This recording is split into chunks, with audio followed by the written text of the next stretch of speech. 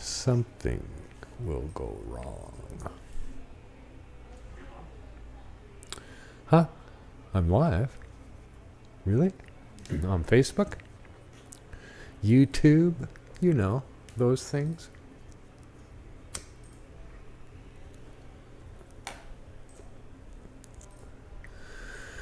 Can't start the show until the joint has been lit.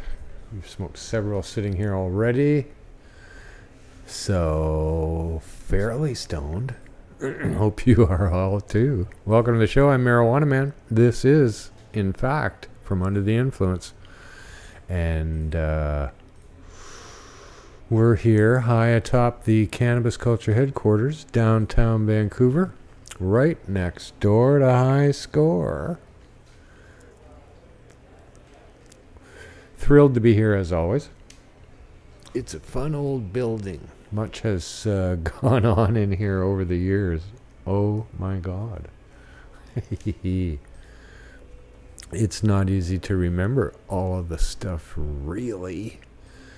Somebody has pictures, I know, to bring it all back to light, but many parties, many nights, many days, many everything's went on in here. Somebody posted a picture of Tommy Chong when he was here receiving his marijuana leaf guitar back in, I don't know, 2008 or something like that. But that was just one afternoon, right? Yeah, guys sent two guitars, marijuana leaf guitars that he made electric, and one for Tommy and one for Mark. And they showed up here at the store one day, and then sometime later Tommy came down to get his, and I quickly found a guitar amp, and we hustled around for bass and a drum kit. And Tommy actually played a pretty good blues tune for everybody in attendance. And then they took a bunch of pictures out the back on the roof and stuff that day. But fun to look back. But again, kind of need pictures to prove it all.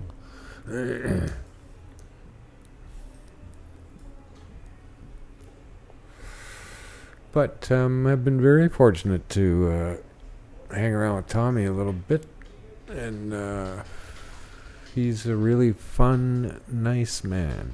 I've always enjoyed being around him. He was on my show one time, and it was epic. It was an epic show. That's when Al was around on the show, and there was a bunch of people in the office hung out, and like, we got into some fucking deep shit. Like, really. And it was the only show in the whole fucking series that didn't get recorded. Like, at that time, when you hit the button to do your show live, it automatically was recorded. So you went back to that recording later on and did whatever you did with it, right? And but that was the only one. It didn't automatically record it. And kind of cool, because you had to be there. Yeah. And one other time, we were supposed to hook up here at the store, and a bunch of people came down to meet him, and then he didn't show up, and so everybody kind of left. And then Rose and I went over to a restaurant nearby for something to eat, and then I got a phone call from the store that Tommy was in fact here. So they put him on the line, and I said, well, you know, I'm just a few blocks away having some soup or whatever, and be right back. And he said, oh, no, I feel a little hungry myself. So he came over with his son, and they joined us for dinner, and which was really nice. But the best part about that experience is when we went outside after, because I always, as soon as I get outside a restaurant, light up a joint. And so we're walking down fucking Richard Street and the corner, and just casually passing this joint back and forth, and it just kind of dawned on me that I'm standing here smoking pot with Tommy Chong, for fuck's sakes, so casually outdoor, and I loved it. No, good on him to still be out there and to have inspired so many people. Him and Cheech and Chong, when they came out, was stunning. Like, it was so different. It was new. And I remember, quite frankly, where I first heard their album called Big Bamboo, which turned out to be a giant, the record was a giant rolling paper package, and it had a giant rolling paper in it. But, yeah, I don't know when that was. Had to be 1972. I was in Toronto. We were in line for tickets to the Rolling Stones, which you had to get into for a couple or 3 days if you were going to get any tickets. So we were camped out on the street, and we ran into another friend who lived in Toronto, and were invited over to his house, and we smoked a bunch of hash and just got fucking blasted. And on the radio, they played a cut from Big Bamboo called The Bust, which starts out with somebody fucking hammering on the door. Open up, police. That's all we heard in the room, eh? We're going, oh my fucking God, eh? Like it took until they got into the comedy routine to realize it was not happening to us. But it worked. I'm pretty sure that's what they had planned, but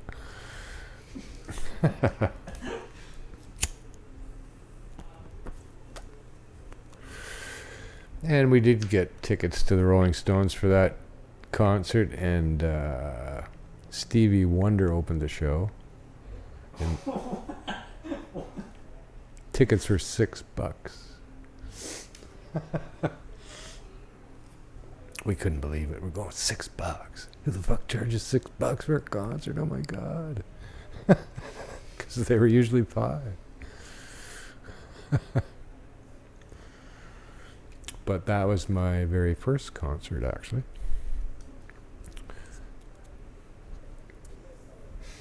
Like that was your first concert? Stevie Wonder is phenomenal. I've seen him, saw him more than once. And on every occasion, he, on the last song, he would get the audience participating and singing along. Like really fucking singing along. And then in the midst of that, he would leave his equipment playing, and he would just walk off. And we would continue to sing. And this would go on for a very long time after he walked off. It's probably back in the hotel room before we stopped. It always felt to me like he entertained us to the degree where we could now entertain ourselves. But what a precise musician he is. Holy moly, there was not a fucking wrong note anywhere. But, yeah, don't know how I got talking about that. But hope you're all doing good out there. See, there's people in the chattery chat. Welcome to the show. Things are still going along here in Vancouver. Weather's been great. It's now really hot again. Hope so. I like it that way. But still tons of stuff going on in the cannabis world here. Oh, cannabis. It's under a fucking microscope. Everything that happens about it is printed. It's brought forward. Every detail about everything. Here's how many dispensaries are in the Northwest Territories. Right? But never stops. But there was some sort of court ruling here in Quebec. Somebody challenged the idea that you shouldn't they put a ban on growing your own 4 plants. And the judge found that to be unconstitutional and struck down that provincial law. Interesting. And in Quebec, come on, they're nuts. People in Quebec government and courts are insane generally. But in this case, this is what the government does, right? They come up with unconstitutional stuff. You go, wow, that's interesting. Like, isn't that the most sacred thing in government is our Constitution? Shouldn't it be? But yet, here you are, the government, coming up with things that don't stand up to that. How did you not know that? Or who are the people that prepared this law for you? Are they being fired right now? For having come up with a scenario that didn't pass constitutional test? Isn't that a requirement of fucking everything in my world? It should be. Everything should be constitutional, shouldn't it? And that no one should even need to challenge. Take it to the Supreme Court to find out. And we found out that it's not. Now, of course, the government, as always, gets a free pass. And they can easily appeal this decision, which I find interesting too, that the government, our government, is found unconstitutional, and they are going to appeal that decision. Right? You go, what the fuck's going on here? Why are you people being unconstitutional in the first place? But there will be no consequences to any of this. Nobody even asks those kind of questions. What the fuck's the Constitution for? Written by the government. And this is the only thing that they get challenged on constitutionally, I think. In my life, I don't remember too many constitutional challenges around anything else but cannabis. And they've lost every one of them. I think there's been a few. But yeah, cannabis is Like still what? likes to move forward. Oh, there's been no constitutional challenge. I don't. No rights to challenge. I have not been aware of any. There would have to be, but I've not heard of any. We could look this up.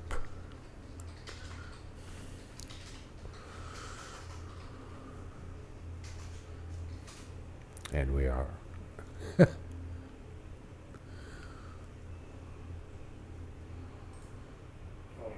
certainly.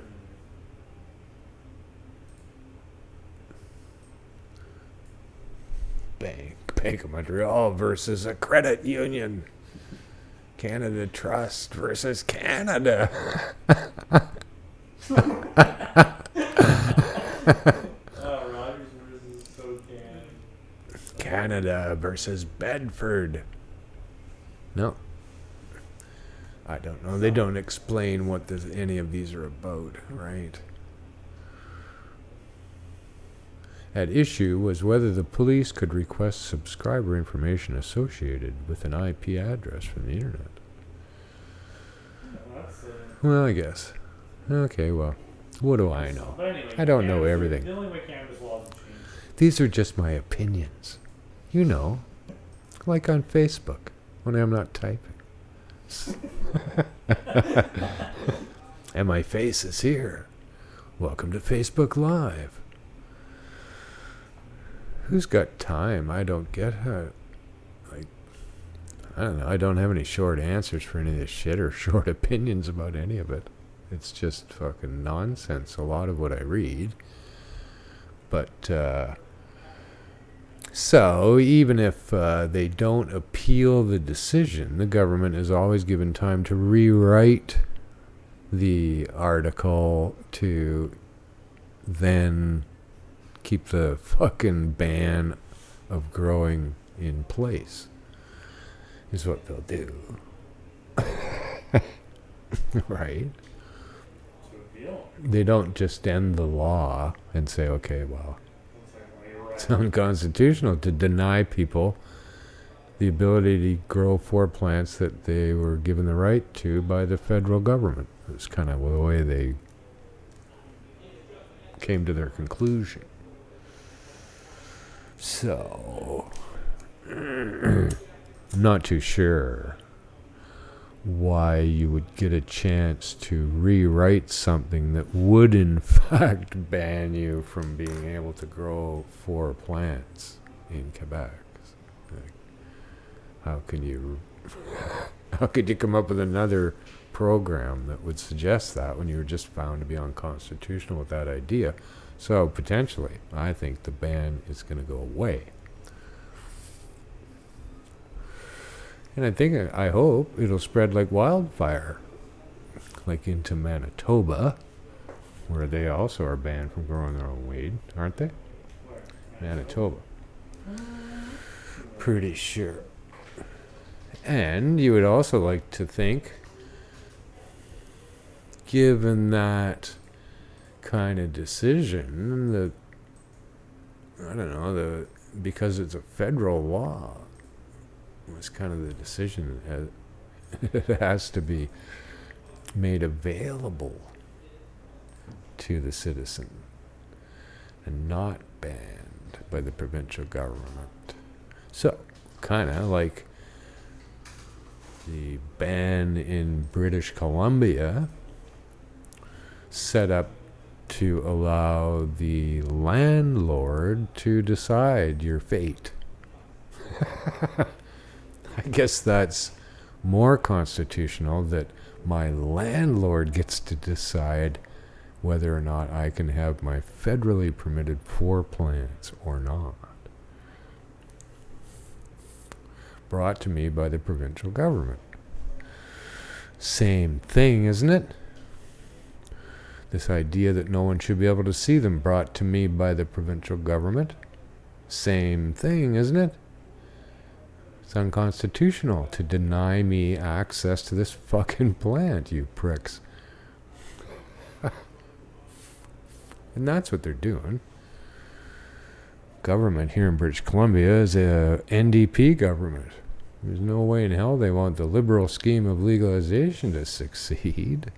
They haven't even tried. Right? You go, wow, like this is bizarre, really. It's like some sort of science fiction movie. In a lot of ways, how they've introduced this new industry to no desire to have it whatsoever. Like the lowest fucking desire they could come up with to have cannabis in our society. Like, no advertising, no promotion, no saying the word cannabis, no looking like you're high.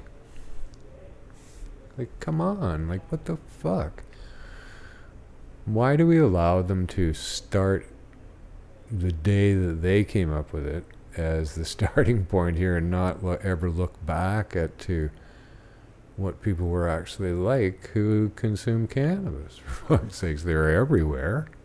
Millions of people smoking weed, not hurting anybody, not bothering a soul. But yet, I have Congolese.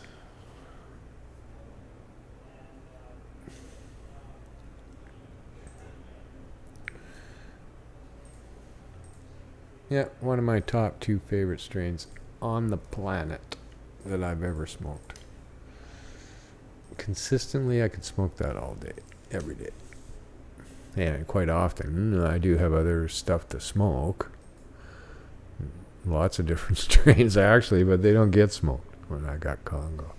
And when you look at them, you go, I should smoke some of this. So you smoke some of that, and you go, wow, it's not Congo. So you'd smoke a joint of Congo to back it up. A stunning strain of cannabis came out of the Congo, fucking, I don't know, late 70s, given by locals there with the idea that the cannabis that was growing there was there before they arrived. So that's a very long time. Land race. It's a land race. So what? I read something about land race stuff today. On Leafly. Can't remember what the silly art. Oh, I know what it was. Some pinhead who works at Leafly wrote in an opinion article, his opinion, how much he hated the strain Jack Herrera. That's perfect. I like it. Like Jack. Well, I don't know. He went on and on about how much he didn't like it for whatever reasons. The flavor and the stone was not there, and but somehow he never said what he liked, actually, ever. Just that he thought he's the guy that handles their strain page, Leafly, which is just a fucking mishmash of a joke, and unfortunately has become the go-to place for information about cannabis. I think it's owned by Tilray, isn't it?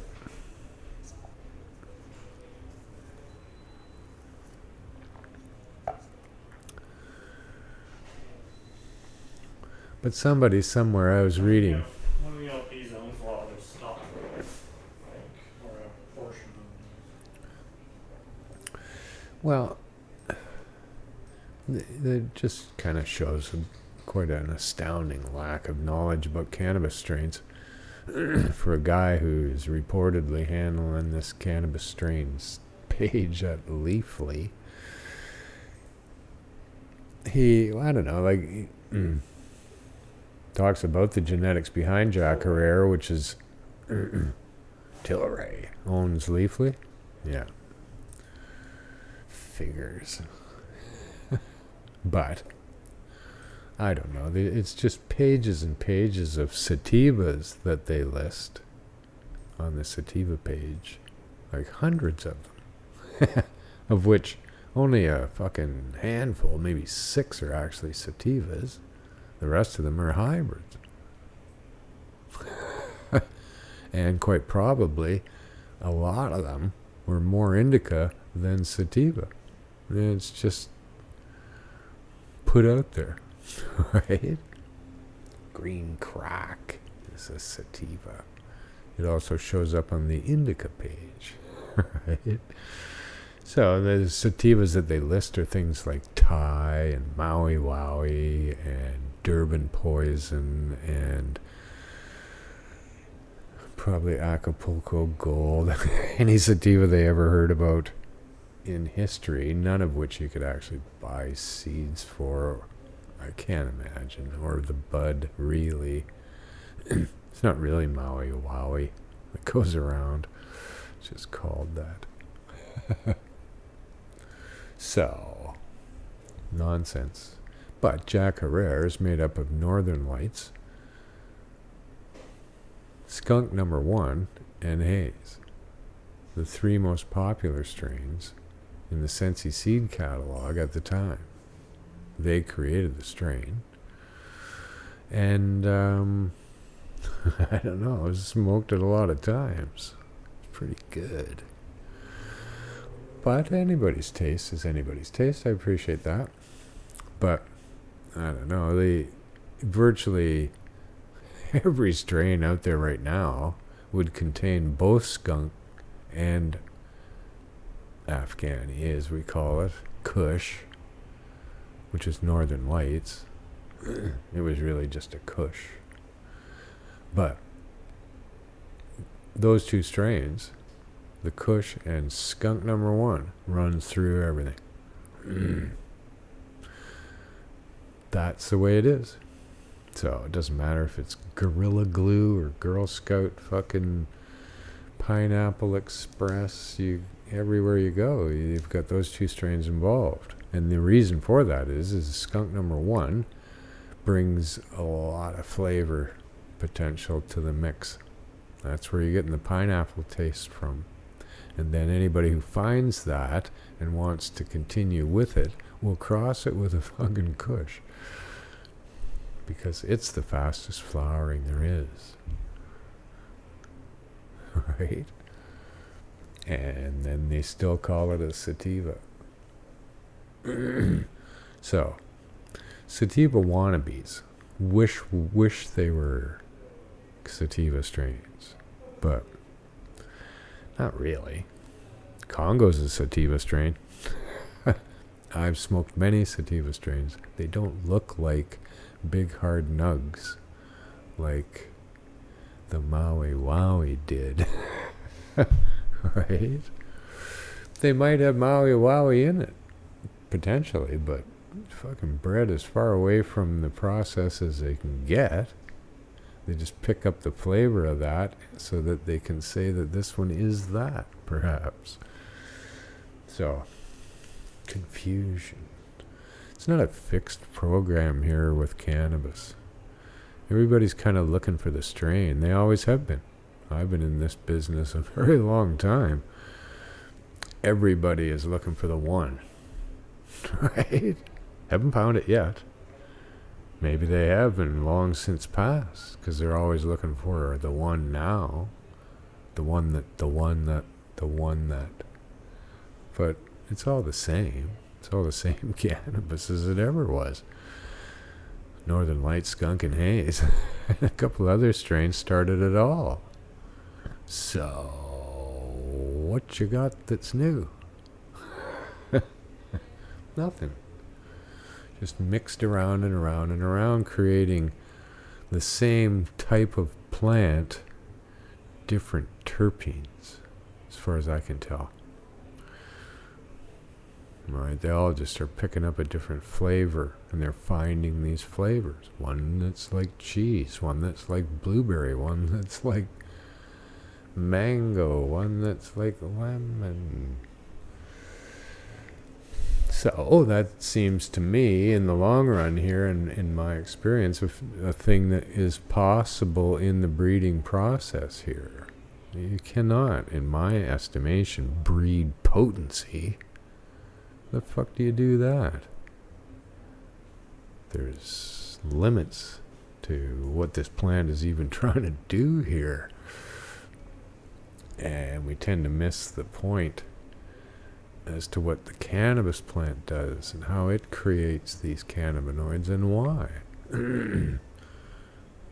I don't believe that an offspring of a cross of two plants could ever bring a sativa high to the growth of an indica. There's no way that can happen. The high is different as a result of things that instantly you're going to breed away from it. I believe the difference is that the sativa plant is grown in areas of the world that have very long days and fairly humid conditions, not wildly hot, but the plant has to deal with the humidity, and it does so by growing very tall and with an open bud structure. Right? It just opens up so that the moisture doesn't get trapped. And the trichomes that are growing on the calyxes on a sativa are being hit by the sun much longer and for many more hours every day than indicas are. Maybe not many more hours, but for much longer in the season, right? And they're not being covered by other calyxes like the Kush variety does. So those trichomes are getting just fucking packed with cannabinoids, It is a defense against that. The sun beating down on them. So the longer it happens, right? So the trichome head can only actually get so big before it would burst. And you don't see a lot of that on the plant. You don't see them bursting, being overfilled. But I suspect they do stop pumping goo up into that trichome when it gets full, and they'll just grow a new one to replace it because they need the defense, right? So the Kush varieties are grown in an area of the world that's extremely hot and extremely dry, and that's the difference. The plant builds calyx upon calyx, making that rock hard bud to fight against that. You can breed those physical aspects of the lineage will come up in the offspring of a breeding program. You take a Kush and a full sativa across them, you're going to get a range of shapes of plants come out of it, ranging from the indica through to the open bud structure of the sativa. So, what is a grower to do then? They always start looking at more on the indica side of life because it fits the grower room. You're doing it indoors, you want it fast, you want it fat, and hey, this tastes like the sativa. This tastes like the haze. There's a terpene exchange went on. Terpenes don't, I was going to say terpenes don't get you high. By themselves, they don't. They mitigate, perhaps, in the high that I have. Not really sure about that, but at any rate, so you go, okay, well, yeah, your new hybrid that you've created here, it looks like an indica, but it has the flavor of the haze. But it looks like an indica, so I'm going to have to go with that it's going to smoke like an indica. Right? The Kush builds calyx upon calyx, so the trichomes that grew on the first calyx are going to get covered by another calyx. They don't get any more sun beating down on them. They stop, I would have to think, manufacturing anything. Their role is done. And a new one grows. More trichomes grow on that. Same thing happens. It gets covered. So they do not get beat upon by the sun for as long, nearly as long, as each trichome on a sativa does. And I believe that's the difference. And that's why it affects me differently. And you get more of an intense reaction to it. It's more invigorating, it's more head high, if you will. And this is not true for everyone, for sure, but generally for me, in my experience, they are like that. Because they got per square inch in my joint, I'm getting more cannabinoids, however that plays out, I think.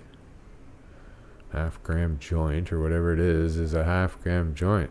So depends on what the trichomes are like inside that joint. Not just the leaf. So much attention has been paid to the cannabis leaf, but I don't really care about it. It doesn't. It may have some subtle role in how this all comes to me, but I don't really care about it. The apple of the tree is the trichome head. And that's it, that's all. It's got all the stuff in it only. It's nowhere else on the plant.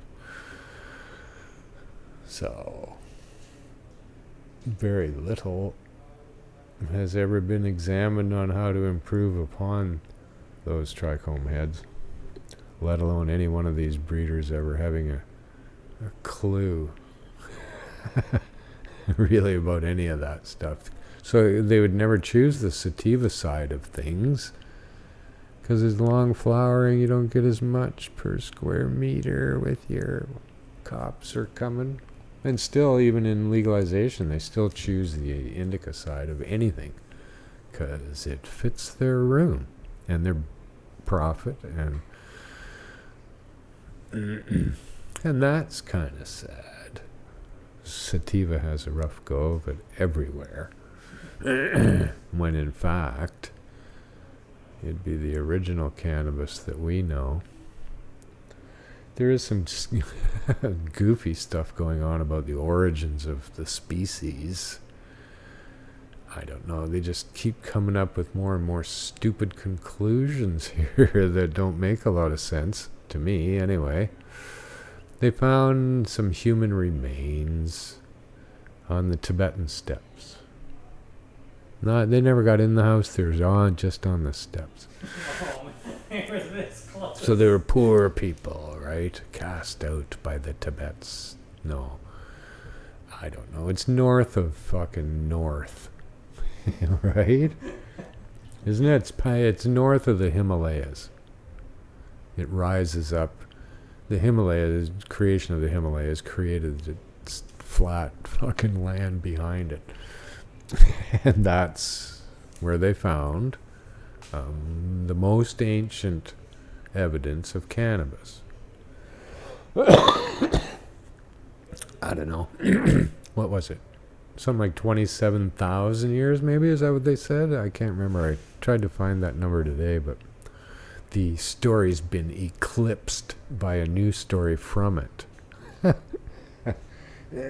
So they found these remains.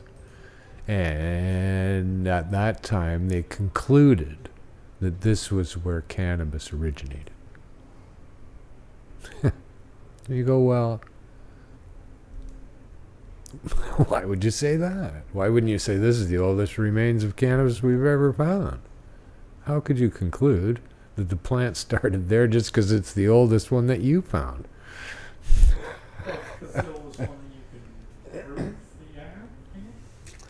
Well, you say it's 27,000 years old. Fine. People that lived there had probably hemp. It's not cannabis we're talking about here. It doesn't grow there. Today, it doesn't grow there. Only hemp grows there. So at any rate, they found evidence of cannabis in those people there. So what? Right? Natural occurrence of cannabis up there is not unusual. But there's no way I would conclude that that would be where the plant originated. That would be completely ignoring, Africa? Where cannabis exists across the fucking land? Huh. No mention of Africa. Now, of course, in Africa, you can't find any fossil remains of cannabis because it's hot and humid. It's a horrible place for the things to be preserved. And it's really hard to get to. So, it's dry up on the Tibetan steppes and cold, and it's a perfect place for stuff to be preserved. So, that's why it's there. It doesn't mean. And what the...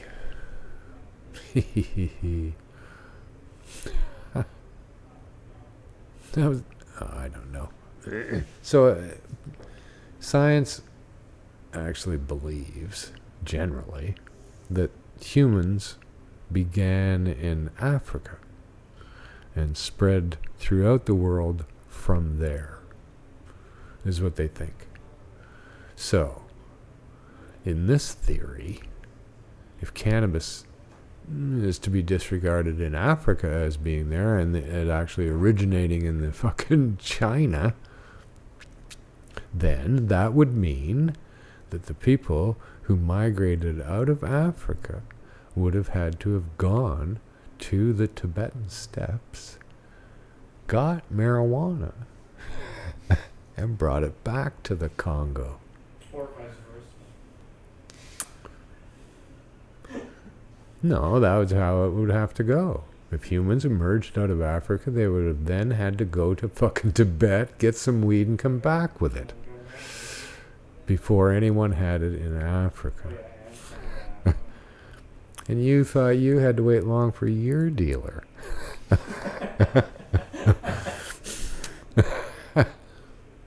Oh, sorry, like, yeah, I'll get you some weed. It'll be back in 10,000 years.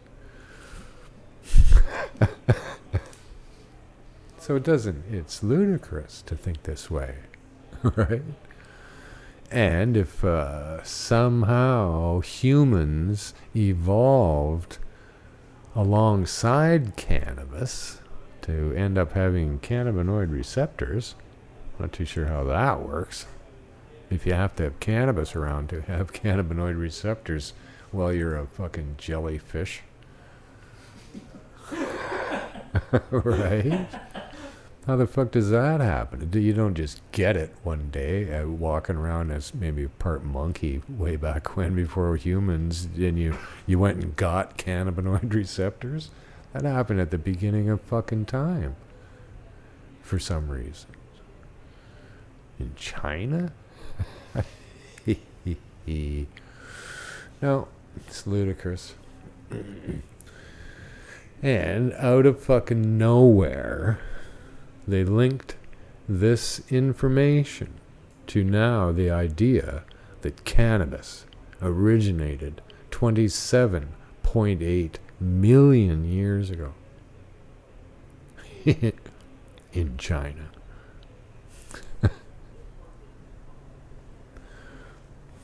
Really?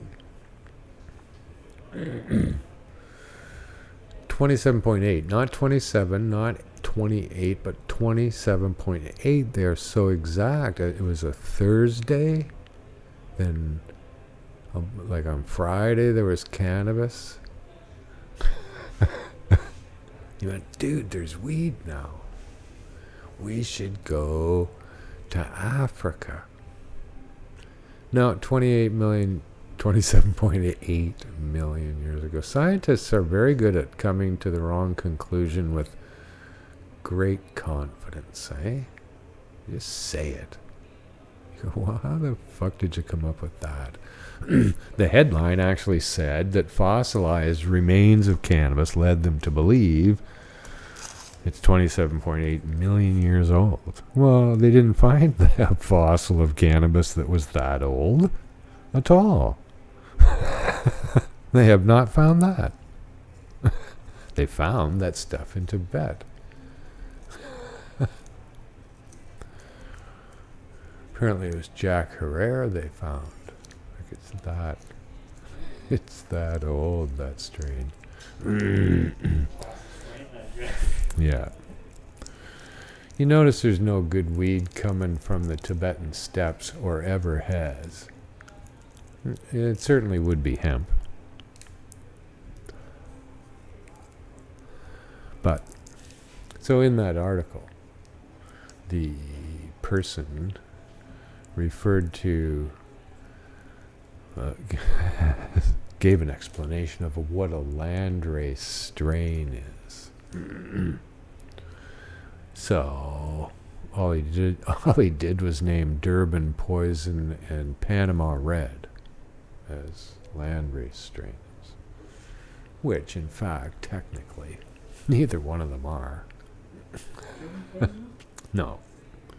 Durban Poison exists in Durban and surrounding area as a result of indentured Indian servants being brought there in the fucking 1800s or something. And they brought Indian strain with them that crossed with the local variety and was dubbed Durban Poison and is now the predominant strain grown in the area. So technically it's not landrace, but there's certainly plenty that are. Panama Red is not one of them.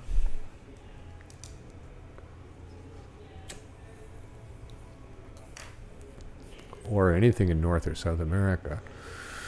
That was all brought by humans.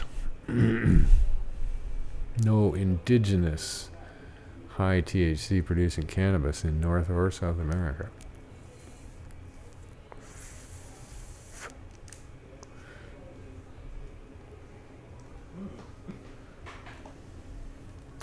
So, Panama Red may well, by a little bit of our research, be as a result of Angolan Roja, which is my second favorite strain in the world, behind Congo.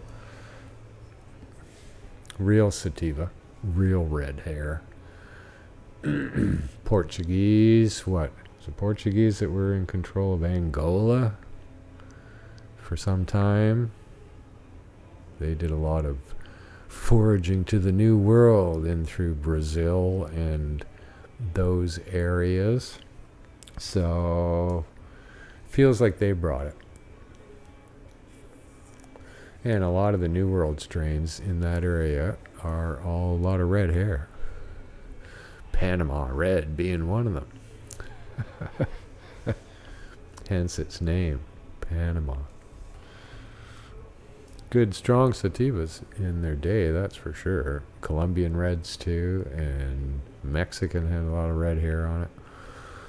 But, no. So some confusion out there about what a landrace is. I would have to go with things like Kush is a landrace, Thai, stuff in Southeast Asia, that kind of stuff.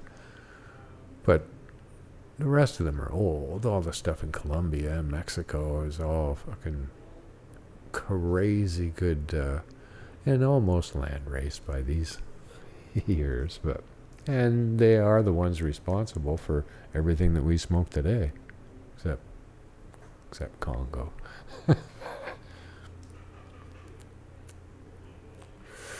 It's not a hybrid. And it's really, really good. Did I mention that?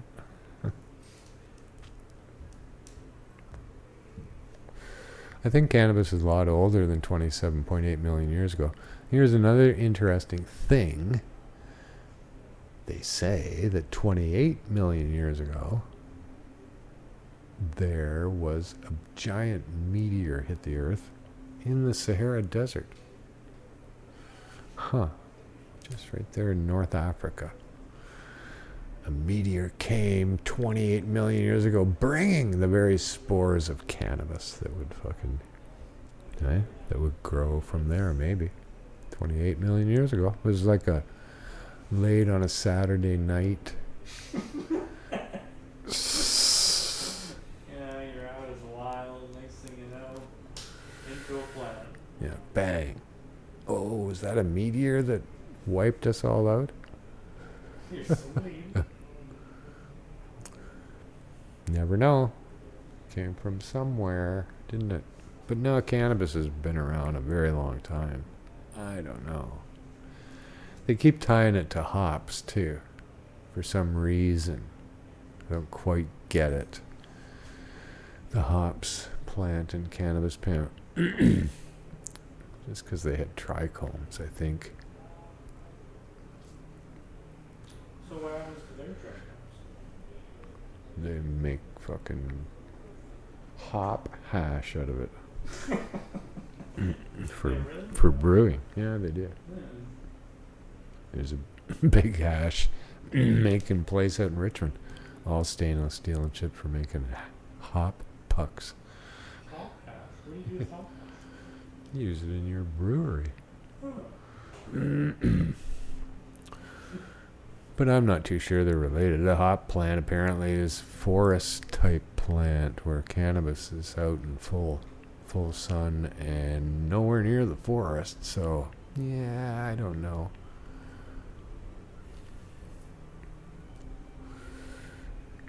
But interesting shit you think about. People say they have no clue. They don't. They just don't know this stuff. Making it up as they go along. 27.8 million years ago.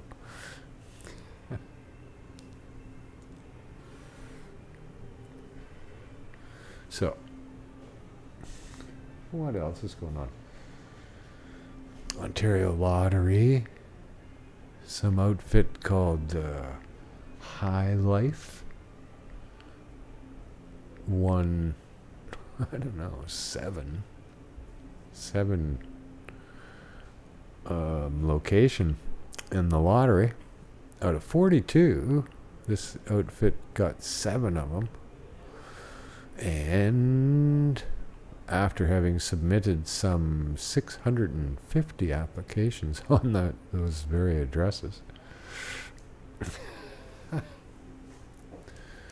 Well, it is kind of like a government lottery. It's stacked against you. Really stacked against you because of guys like that. But at any rate, now that they opened the envelopes, they found that High Life had not included the information that they were supposed to include on any of the applications. Particularly on the 7 that they had won. Ooh. So they've been disqualified. Oh yeah, so 7 more. Yeah, somebody else will be bumped up, and they'll bump up more shit from High Life probably with the 650 applications they got in the system now. And that's what a lot of people did this time around, was just fucking slammed it full of applications for themselves. As many as they could afford. There was no limit on how many, apparently. Know you're applying and play within it. But no. So, ludicrous set of fucking rules to be able to play anyway. You need to have $250,000 fucking commitment from a banking institution. You go like, really? How the fuck do you do that? Dude, I want to open a cannabis retail shop. Will you back me for $250,000? And they will go, well, no. Like, really? Why would they? And I've never heard an announcement that they are backing the cannabis industry. Not even the legal ones that have a ticket already.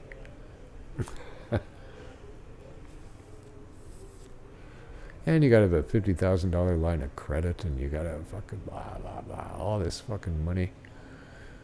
Why do you need all this money? Why can't I just open a fucking window on the side of the street and sell weed? Why do I need to have anything else? Like, really? A little waiting room inside my window? You can come in? Okay? The teeniest little fucking shop ever. Nobody cares about your stupid shop. They don't. They want weed. That's why they're there. The government has denied you the ability to even present weed as weed. Can't put it on the walls. You can't fucking say nothing nice about it. It's just bad. Can't tell you. You look high. I'm not going to serve you. I'm all confused. The whole thing's unconstitutional. Legalization is unconstitutional. It's also fraud. Using the term. Come on. So, I don't know.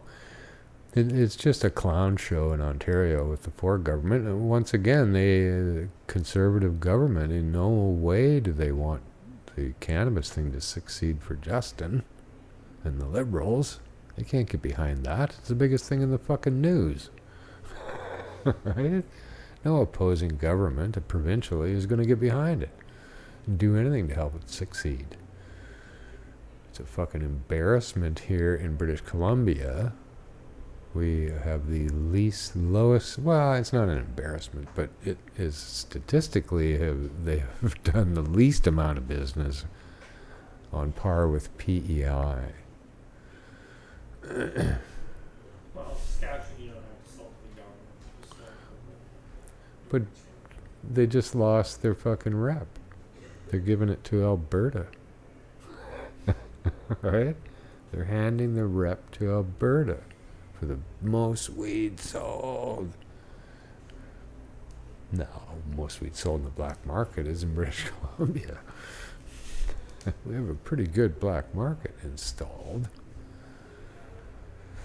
But they are still hell-bent on busting anyone who has weed, not chastising those who are licensed to provide it and don't have any. They're just all going to gear up again. They did nothing all summer because it's too hot. Just like your guy did every August. Because they don't know what they're doing. So, they're going to start another round of fucking greenhouse average weed. Which now they're all licking their lips over the idea that they can turn it into edibles and drinkables now. And no one has to see how sad and horrid the weed is. No, they love that idea. There's still not going to be any good bud to smoke. We'll turn it into oil.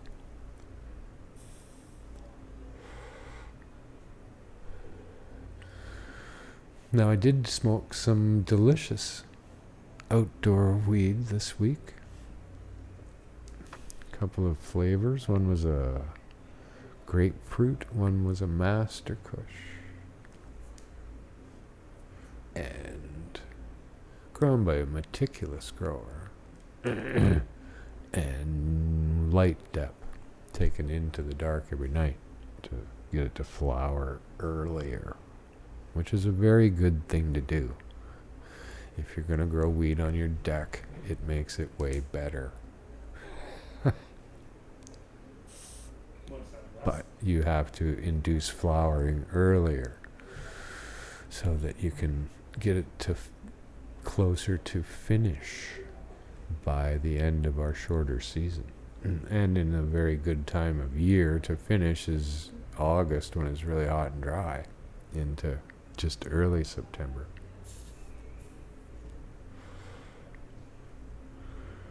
But this stuff was spectacular. Way flavorful.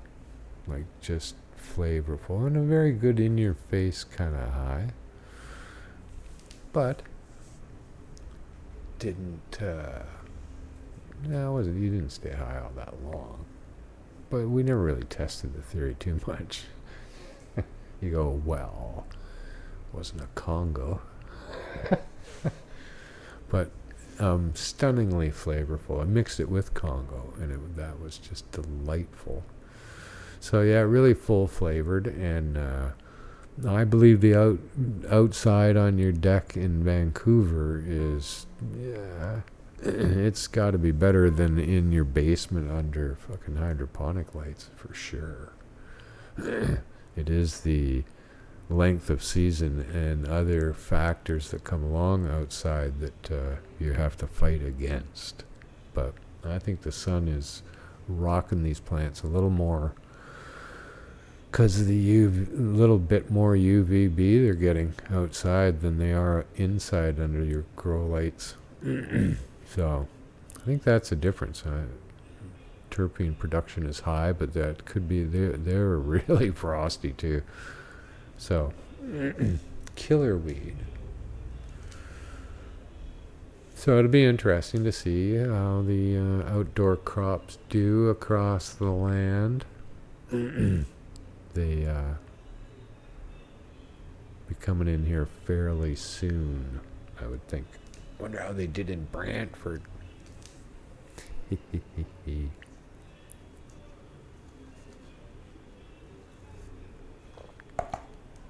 So what else? Tilray, those pirates. Isn't that what they're called? Pirate Holdings or something is the... Yeah, same word, right?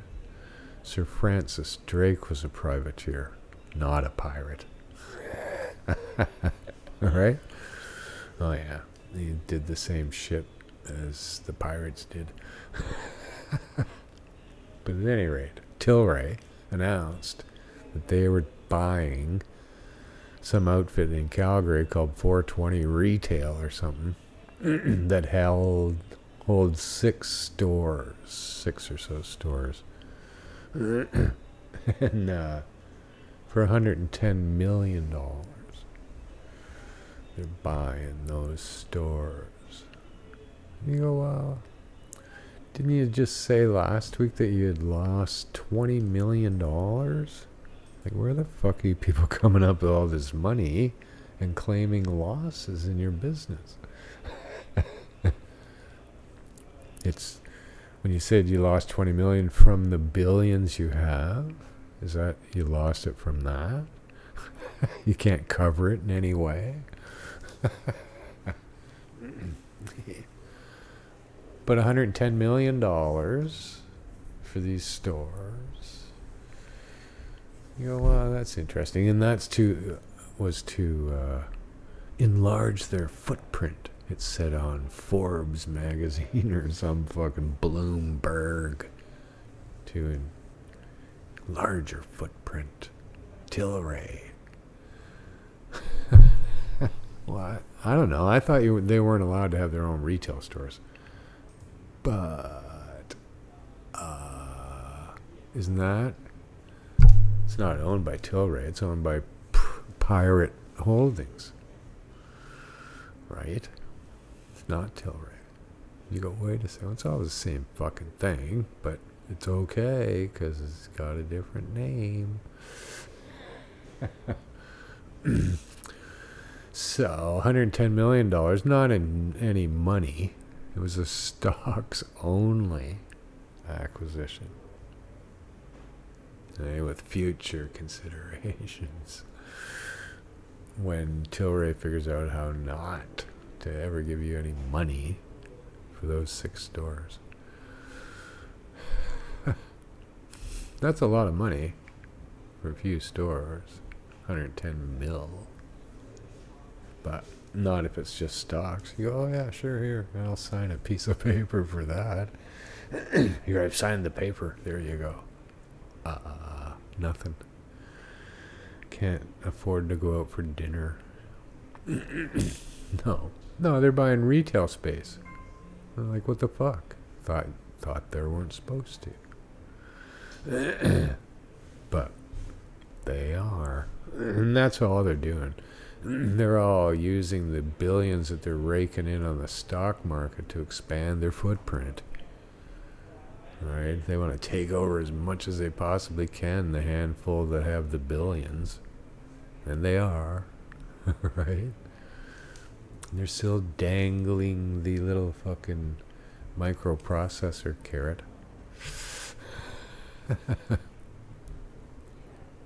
But I have Congo. Did I mention that? So I'm pretty happy. Anyway, I think I'm going to keep moving. Glad you could join in today. Check out all the fine programming on PotTV. Whenever. Every day now? There's something? Not Sunday. Not Sunday. Sunday Really? Thursday, but there's always something, because there's always new videos outside of the stuff coming out. And people are working on Thursday and Sunday stuff. Well, glad you popped by today, and I hope you all got something good to smoke for going back to school. Going back to old school. There, I coined a phrase. All right, well, we'll see you next week. Thanks to Anil for hooking us all up today, as always. Great job. And I will see you next time. Until then, peace and pot.